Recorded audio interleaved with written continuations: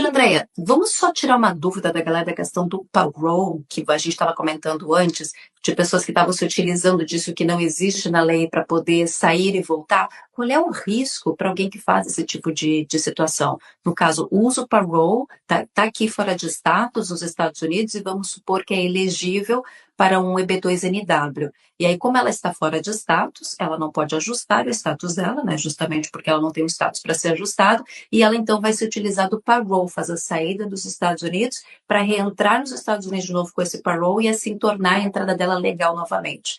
Qual é o risco dessa prática? O primeiro risco e o principal é que de não deixarem ela entrar, né? Mas geralmente quando você faz o parole, você tem um I-485 pendente, então é possível que eles deixem você entrar. Só que você, ao retornar, se o seu I-485 não for aprovado, que pela regra não deveria ser, você está completamente sem recurso, entendeu? Até porque quando a pessoa faz o parole, eu não consigo fazer o ex-nunc mais.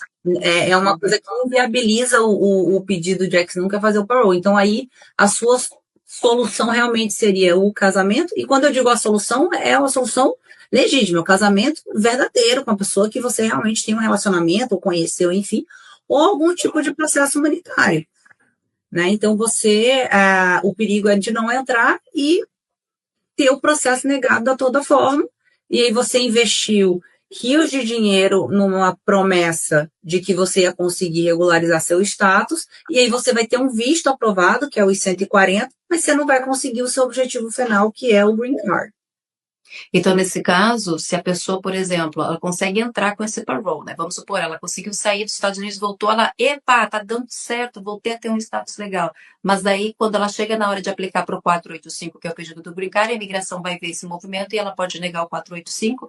Aí, se essa pessoa não tiver nenhum outro recurso, não tiver casamento, porque não está envolvida com alguém, ou não tiver nenhum programa humanitário também, né, que seja elegível para ela, a única saída seria fazer a saída voluntária dos Estados Unidos para não acumular ainda mais presença legal?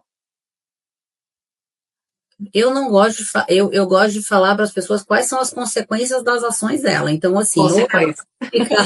ou ela vai ficar aqui, né, nessa situação de vulnerabilidade, sem status, ou ela teria que voltar realmente para o país de origem dela, para não acumular mais presença não autorizada. Agora, deixa eu só esclarecer uma coisa, só para dar um pouquinho de contexto. O parole, ele não funciona como uma reativação de status. Eu acho que é isso que a gente está falando, que é importante que fique claro. Então, a gente está falando da situação, ou a pessoa estava completamente fora de status, ou a pessoa está num segundo I-485 e faz esse parole nessa tentativa, né, de ter o green card. Para as pessoas que estavam com visto de turista ou de estudantes, entraram com o I-485, pararam de estudar, fizeram o parole e voltaram, e esse primeiro EB2NW foi aprovado, esse parole vai fazer com que ela tenha o status dela sim. Acho que é importante deixar claro que o que a gente está falando aqui é do parole como uma técnica de reativação de 94, que na verdade, porque o parole não é um status imigratório, ele é uma autorização de entrada. E se você olhar no I-94, existe uma grande diferença entre o seu... como você foi admitted como B2, F1, O1, as letrinhas e os números que vocês quiserem, e quando você entra com o Advanced Parole, que é o AD. O AP, se não me engano, né? É uma outra nomenclatura.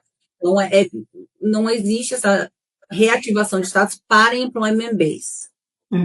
Perfeito. Acho que é importante esclarecer essa questão também, porque muitas pessoas falam assim, nossa, mas eu conheço uma pessoa que conseguiu, mas ela conseguiu mesmo? Ou ela só conseguiu o parole para sair, fazer a entrada e ainda está esperando o 485 dela ser aprovado pela imigração, né? Mas pode ser justa também, Dani. Teve gente que teve green card desse jeito mesmo. Agora, assim, você quer investir o dinheiro para fazer um processo desse, correr esse risco num erro da imigração, é isso que eu acho que as pessoas precisam ponderar. Eu não faço, entendeu? Mas eu não faço e não recomendo que faça, porque um green card que é recebido com um fundamento errôneo, ele pode ser revogado. A qualquer momento. Então, assim, eu não ia querer basear o futuro meu e da minha família numa loteria, numa sorte. Com certeza, verdade.